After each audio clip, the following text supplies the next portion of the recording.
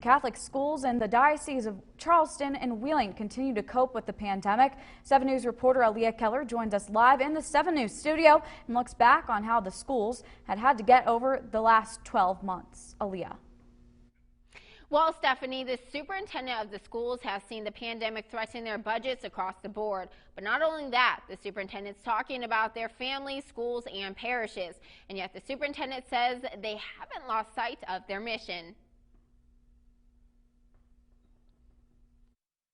It's been challenging for everyone. And after a year in a pandemic, Catholic schools in this diocese are resilient, but not without relying on each other. You know, everyone has really stepped up. Yet school officials say a number of families couldn't get by, even to a point of dropping out of the Catholic schools. And officials believe the pandemic and financial reasons have a lot to do with that. And then we had a little bit of a dip this year. Still, the school hasn't lost sight of their mission or ministry. So we've really looked at it in that light.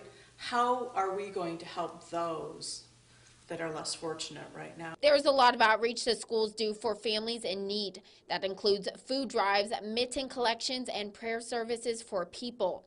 And that ministry is also a big part of their academics too.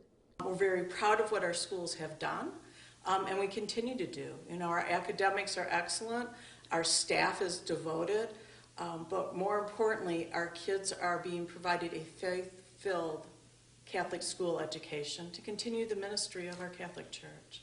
And while academics are very important to the superintendent, that's not all they do for their kids.